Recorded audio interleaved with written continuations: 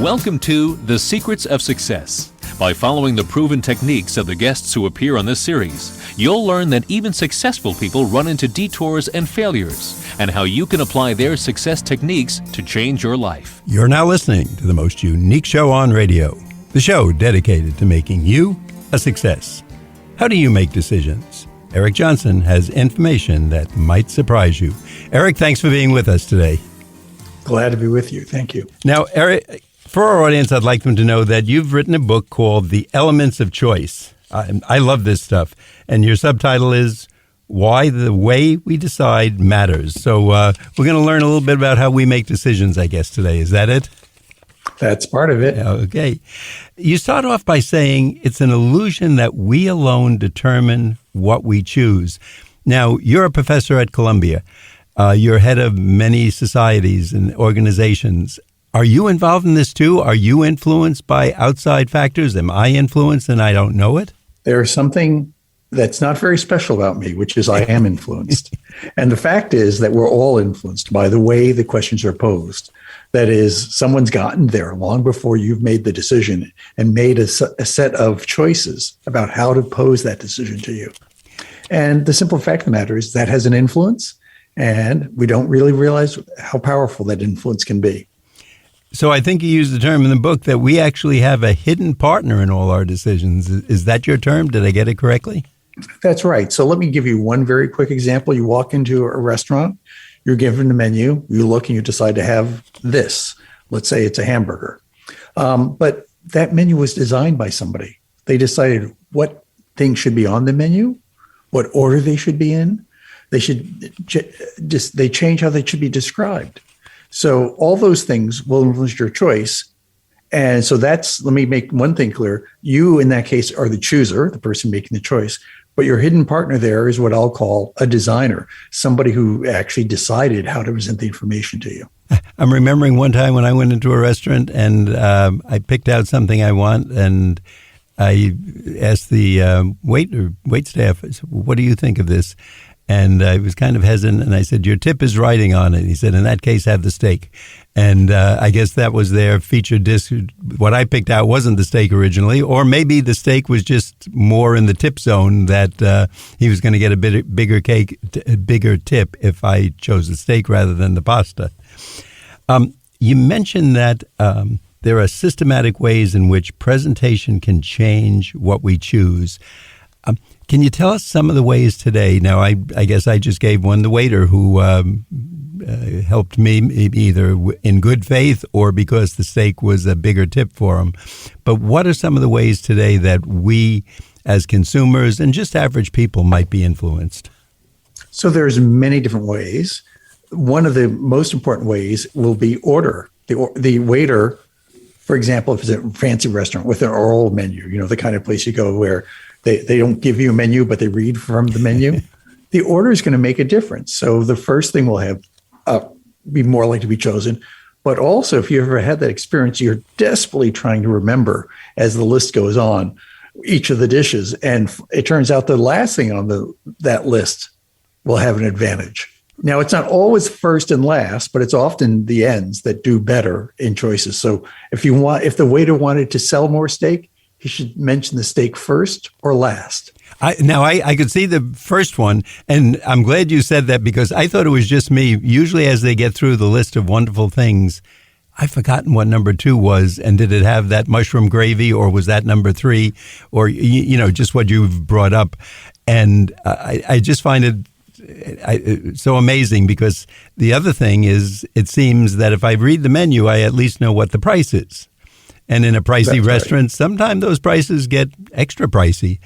And yet it seems that when they read the specials, those are in the upper 20% of cost, let's put it that way, to the consumer, namely me, the guy sitting at the table. So, but you're saying now this is on purpose. It's not just by accident the way they read these things or the chef put it out. There's a purpose to this. Is that it? Well, it's going to have an effect. Now, whether the chef or the server using that is not as clear. It turns out people often are affected by choice architecture. They're often designers without realizing the consequences of their design decisions. And you used a great term there, and every week our guest seems to have one or two terms from their industry and from what they're doing. And you used the term choice architecture. Was that just two words you put together, or is that a term that people in your field would know? Well, it was actually, we've known for a long time that people's presentation of choices changes what is chosen, but that was coined by Richard Thaler and Cass Sunstein in the book Nudge. And essentially describes something we've known happens for over 30 years. And so they gave a nice name to this phenomena. If I'm a choice architect, I guess if someone who does choice architecture should be a choice architect, who really becomes this? Is this a field in sales? Is it marketing? Is it a scammer? Or maybe someone like yourself, I mean, a professional professor who goes out and teaches the psychological aspects of how we make decisions?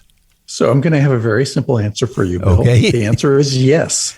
We all are choice architects. If there's a decision, and I like the term designer only because it's easier than saying choice architect over and over, every decision has a designer. Somebody's had made choices of how to present that to you, whether, as you point out, strategically, like a waiter who's trying to maximize their tips, or inadvertently, maybe the waiter doesn't know what happens. So that's how they remember it. And they're surprised by the fact they sell more steak. Now, if we think of somebody who wants to influence a group, I guess the first two that come to my mind would be the salesperson and a lawyer. And he or she, that's their job, to kind of influence the jury or persuade someone to accept the negotiation points that they have. But if I'm hearing you correctly, this also applies to the teacher, the accountant, the pastor, or the gas station owner who's in the local town who repairs cars and provides us with gas for our car. Or even everybody. That would include you having a discussion with your spouse. So the example I think about in the book is, where do you want to go to the movies, or what movie do you want to watch tonight? The person who answers that question is a designer and will inadvertently or with knowledge change what you choose. For example, they'll decide what movies to present. Maybe they'll leave off a movie they know that you will like, but they hate. Oh, and that's a good point. I never thought of it that way, just leaving something out. It's not part of my choice. So if it's not so the there, number of options, exactly, the number of options and what they are an important part of designing choices. In fact, I'm thinking when I go into a restaurant, I'm one of those people would never think to say it's not on the menu, but can you have the chef put A and B together? And I like this on my pasta. Maybe it's tuna fish or something. I would never ask that. It's not on the menu, but obviously that's another possible choice that if I wish to have it, I could bring it up. Yes, but most people choose from what's in front of them, what's on the menu. So that's why it's exactly. No, now you've got me thinking, and of course that's the good purpose of all this. When you teach this and discuss it with people, are people aware of this, or are they as amazed as I am? Well, you're not alone. I mean, most of the folks, with one exception I'll get to in a second, are pretty surprised by it. In fact, they will deny it if you ask them were they influenced. So there's a particularly strong choice architecture tool, which is called the default. What happens if you don't make a choice? So you see this all the time on the web where some box is pre-checked or not. And that has been probably the poster child for choice architecture because it has very big effects. It turns out that having a pre-checked box can increase the share of that option, let's say by 20, 25%. We've looked at lots of studies, and that seems to be a reasonable number. Now, what's interesting about that is you give that to people, and in a study that it's changed what they choose. You ask them, were you influenced by what was chosen before, what the default was? And they'll say no. So people are unaware as choosers of what the effect of choice architecture is. That is so interesting that it's being used on us, and yet we don't even know it, nor do we want to admit it, I guess. Well, it's hard to know because you're busy making a decision. You're not sitting there like you in the restaurant saying, "Oh, why isn't this on the menu?" I mean, it's a rare when you take that time out to think about that. You're more likely deciding, what are the things I want. You don't ask why are they sorted this way, or they don't ask why do they price is written in 2 digits rather than some restaurants you'll see a price $10 and never see cents. You never ask why that's the case. You're too busy making the choice. So it's not surprising that you don't understand choice architecture. Is this something relatively new? I guess we see how metrics in sports are coming on. Is this something that's just come up the last few years, or has it been going on and it's just that you are, in quotes, exposing it now or letting the public know about it? Well, I don't think I'm the only person. There are certainly lots of people who have realized that choice architecture exists. What I'm trying to do is basically make everybody realize that it's broad. And there are lots of tools. Many people have thought about default. So to give you a little history, in 2003, we studied organ donation, whether you're going to be an organ donor or not. And we realized, and this was my friend and colleague, Dan Goldstein, who's at Microsoft Research now, that a bunch of countries in Europe, you were a donor by default. You had to choose not to be a donor. On the other hand, like in the US, you have to choose to be a donor in other countries. You have to opt in, or you're not a donor. And it turns out we looked at the agreement rates in those countries, and that was a huge effect. Now, that was preceded the term choice architecture, but that basic result that you can change people's choices by how the information is presented or what's pre-checked has been known for quite some time, probably 20 or 30 years. Eric, at this point in the show, we want to remind our listeners that you're listening to The Secrets of Success on the voice of Nassau Community College, 90.3 WHPC. I'm your host, Bill Horan. Our guest today is Eric Johnson. He's the author of The Elements of Choice. And Eric, we're going to ask you where we can get this book and if there's a website where we can get some more information. So the website is theelementsofchoice.com, and you can find the book in many bookstores, your independent bookseller near you, or one of the online sellers like Amazon.com. And I will tell our audience, I'm having a lot of fun preparing the show, but just reading the book and learning these things about the elements of choice, if you want to be at least a popular person at the next cocktail party or when you're sitting in the airport, there's so many fascinating things in here. And just that term, choice architecture, and that this is going on all around us. And I'm sure if you're sitting in an airport, we could look at the wall and the Cinnabon store and the other places, and literally every store or every opportunity in one form or another is guiding us in the direction, of course, that they want. And in the business world, a 5 or 10, or you said 20 to 25% choice differential, you can be talking about anywhere from hundreds of thousands to multi-millions of dollars. Am I correct? Well, my favorite example is that when you have an iPhone, there's the default search engine, and that's Google. Now, you can change it, but that's the default.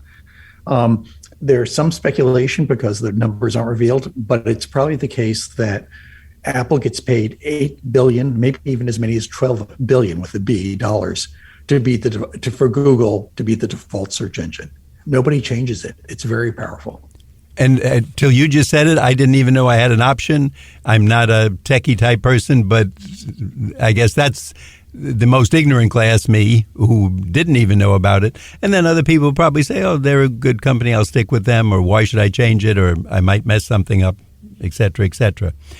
Is getting your business involved in this, is this considered a little shady? We look at some people, and I guess used car salesmen and insurance salesmen seem to have the bad reputation in the world. Is this something that we should look at as a little tainted if someone's doing it, or are they a scammer, or is this just how the professionals work today? Well, I think step back. Remember, I was saying we're all choice architects, and choice architecture designers affect every decision. So it's not as if it's limited to just commercial transactions. A friend of mine, when I first started explaining this work to him, said, oh, I understand what you're doing is helping my kid get to bed. And I quizzically asked, he said, look, I figured this out. My 3-year-old girl, when I said, do you want to go to bed or do you not want to go to bed? We'd always have a big fight. But when I changed it to, do you want to bounce into bed or do you want to fly into bed? End of fight, bedtime became much more peaceful. So you could say that he was imposing, and he was, a bit of his preferences over the daughters. But any way he posed it, he was a choice architect. And so the question isn't whether or not you can do choice architecture. The question is, do you want to do it for the chooser's best interest or in your best interests? And hopefully they're aligned, but not always. So if I could go home and say to my wife, you've done such a great job, I'm taking you out for a steak dinner tonight. I didn't give her a choice. I just kind of said, which sounds like a pretty nice act on my part, I'm taking her out for a steak dinner. But internally, I know I just want a steak dinner, and I probably wasn't going to get one at home. So I kind of funneled that option. Am I being a choice architect? Even if you were being a choice architect, maybe not, it depends how your wife feels about steak and not cooking, or how you feel about not cooking. But the bottom line is, yes, you're being a choice architect, maybe one who's acting in your own interests. Now, I think in your book early on, you mentioned, I think it was in Pennsylvania and New Jersey, there was it a healthcare issue that came up? That was actually auto insurance. Auto insurance? It was one of the very first studies. Can you tell us a little bit about that so our audience, again, gets to realize how much and how many people can be involved in this? So it's a great question because it had great economic consequences. New Jersey and Pennsylvania both introduced new kinds of insurance policies to prevent fraud. The one was a no-fault policy where you couldn't sue for pain and suffering. In New Jersey, it turns out, the no-fault was the default. It's what you got if you didn't send in a form. In Pennsylvania, the full tort, the expensive policy, was the default. There are about $300 of difference between the two policies. And it turns out amazing numbers of people picked whatever was the default. And in our papers, we estimate there's about $2 billion of more insurance sold in Pennsylvania than it was in New Jersey.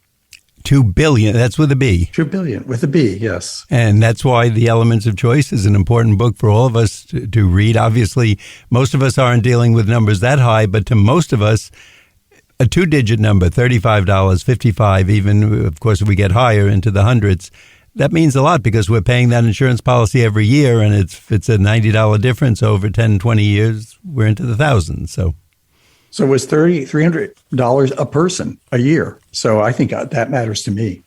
Yes, no, I agree with you.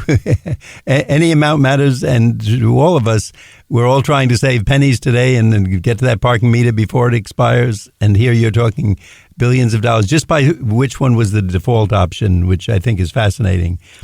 You mentioned also that doctors use pop-ups, and this is something that caused them to change some of their prescriptions. They were urged to prescribe the generics, but they would pick a name brand and how just what popped up on their computer. Can you tell our audience a little bit about that? Sure.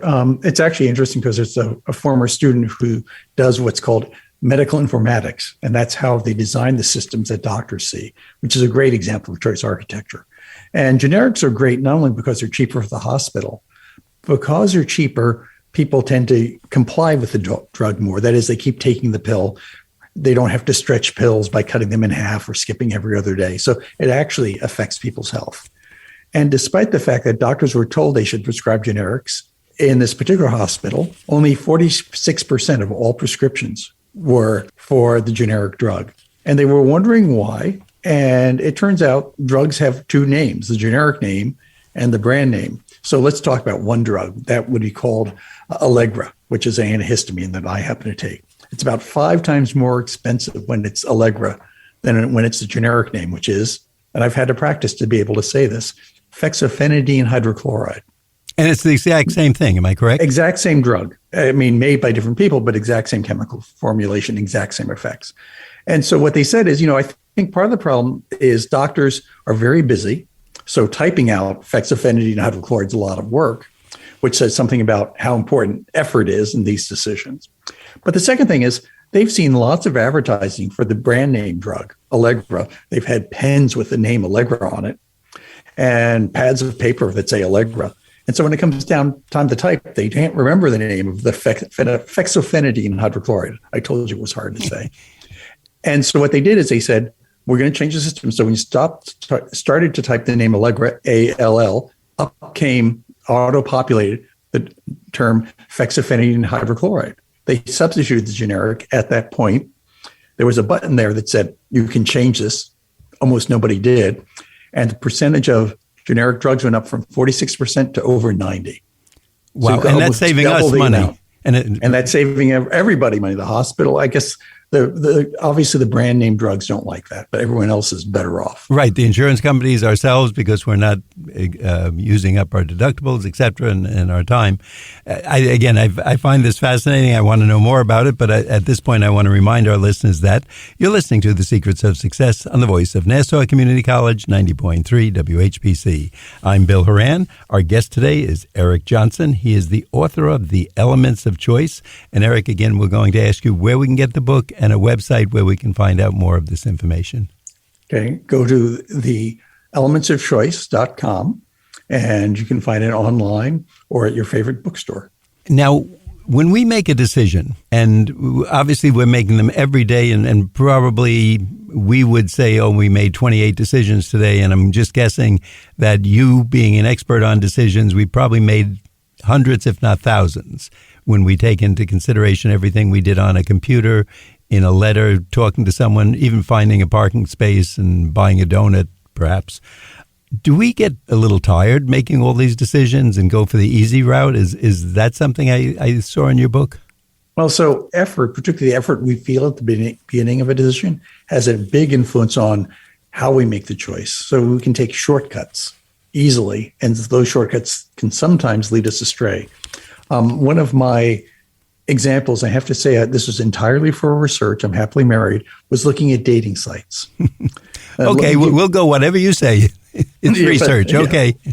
But the dating sites I compared, and there's been some nice research on this, were dating sites where you can see hundreds of potential mates.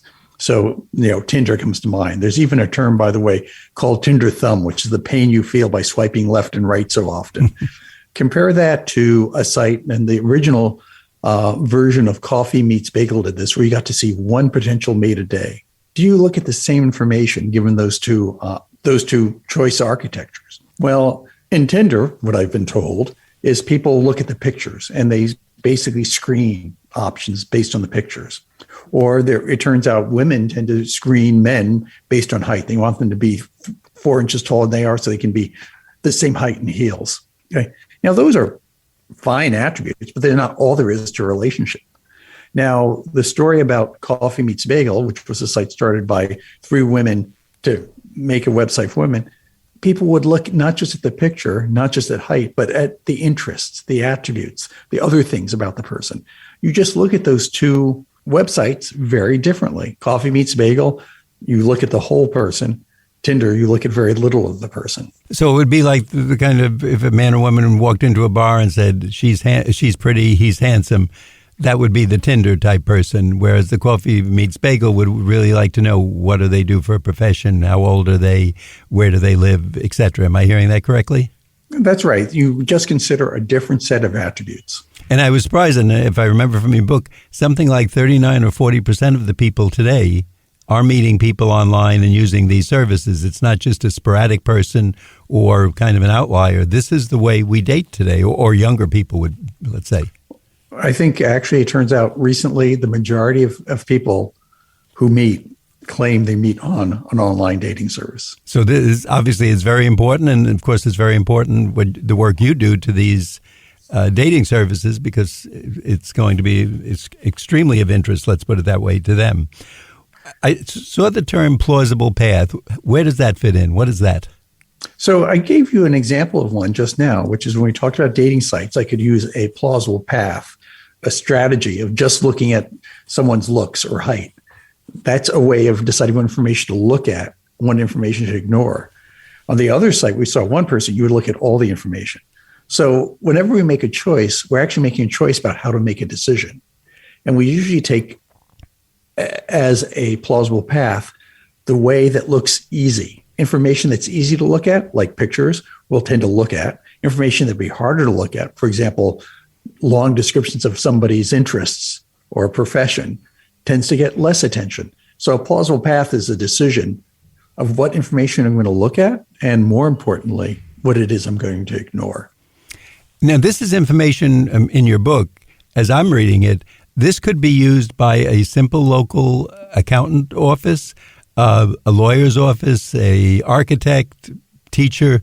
Really, anybody could take this information and probably change some of the choices in their life. Number one, in the direction they go, and two, convincing people to kind of follow their advice or go the route that they prefer, whatever that might be. That's right. Again, we're all choice architects, just we don't know it. And sometimes what we're doing could actually hurt ourselves. We could be doing things that in our own best interest. I'll give you one example. We had worked with a website of a large German auto manufacturer, and they had set the default on all their web pages. For example, you got to choose an engine to the cheapest. Now, they basically were getting people to buy smaller engines. Customers aren't better off. This is Germany, after all, and they like to drive fast on the Autobahn. They didn't like it, the company, because they were selling engines that were less expensive, so their profits were down. So they basically changed the default and ended up selling cars that were more expensive to customers who were more satisfied. If it's a bigger business listening to this show today, is there someone out there, is there a field that they would look for? And I think you used a term before, an information person or something like that. Is there a specific field that we would find these people who are trained this way? Well, most people would turn to somebody who is in human factors or computer human interface, and they're really good at making choices easy. What is not part of their job title is making choices accurate. That is, making them choices that the customer or the firm wants. The disconnect in that field is between the fact you want to make it pleasant to look at a website versus how it actually affects choice. So that's actually the new part of the book, the notion that we're combining essentially good design with an analysis with what actually people will end up choosing. So unfortunately, I'm going to have to tell people to read the book. Oh, I'm telling them, I think it's fantastic. If nothing else, it makes people much more interesting at a party.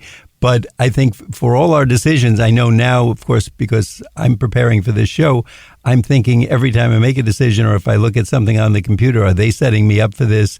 Is this something that would come under chapter 3 of your book or chapter 4 or chapter 5? Is there one anecdote or quick story that you can tell us in class? Did someone pick this up and change their business life or dating life? Any of your students? It's a great question. I mean, I think the story I told you about Jessica Anker and actually what happened at Mount Sinai, the hospital, is one example. I do have lots of students who come back and with examples of how they weren't fooled, how things didn't work on them. And so there's lots of stories, not all of which I can tell. Okay, well, that's fair enough, and you're being honest, and we appreciate that. Eric Johnson, we want to thank you. Again, we want our audience to know the book is The Elements of Choice. And Eric, would you give us the website once again? Sure, it's theelementsofchoice.com. Thank you so much for being with us today and helping us make the rest of our decisions a little bit better and a little bit more directed. I'd like our audience to know that you've been listening to The Secrets of Success on the voice of Nassau Community College, 90.3 WHPC. I'm your host, Bill Horan, asking you to please join us again next week at the same time when we will continue our journey to success.